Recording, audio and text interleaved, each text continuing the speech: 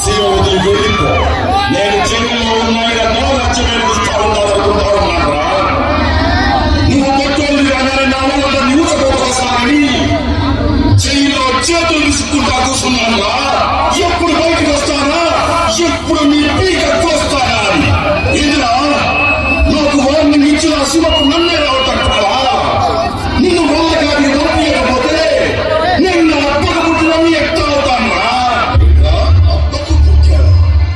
నువ్వు అప్పకు పుట్టిన వాడు అయితే ఆదాన్ని అప్పం పెట్టుకుని నా నాన్నని బాబాని ఎందుకు చెప్తాను.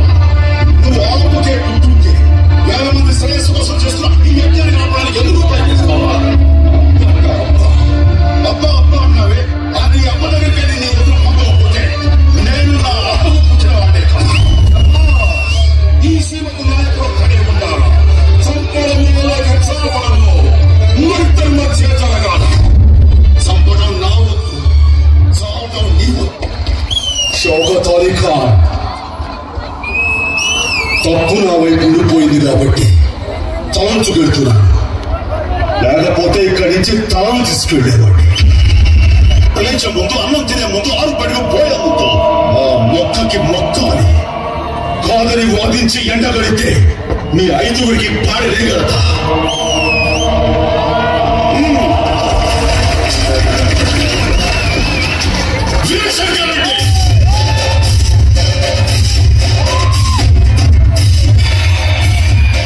ఒకే కదా పీకేస్తే పీక వస్తా.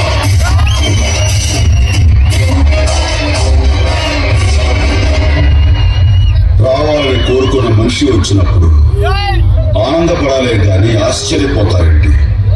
రానుకున్నారా, రాలేననుకున్నారా?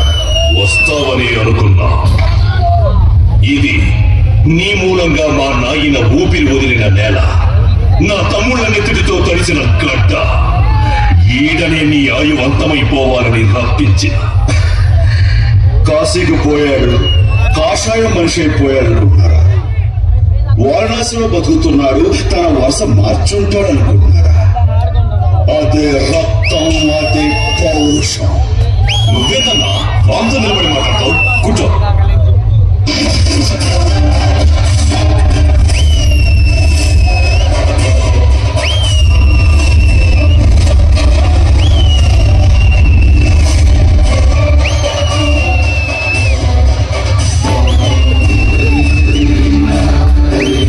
సింహాసనం మీద కూర్చునే అర్హత అక్కడ ఆ ఇంద్రుడిది, ఇక్కడ ఈ ఇంద్రసేన.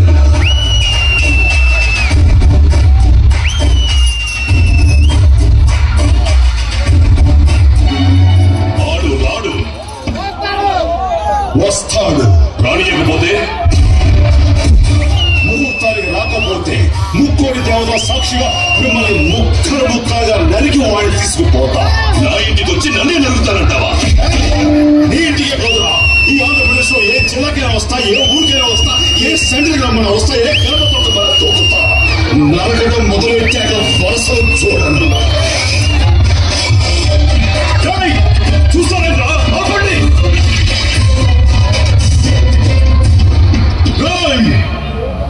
ఆయుధం లేకుండా వచ్చినారు.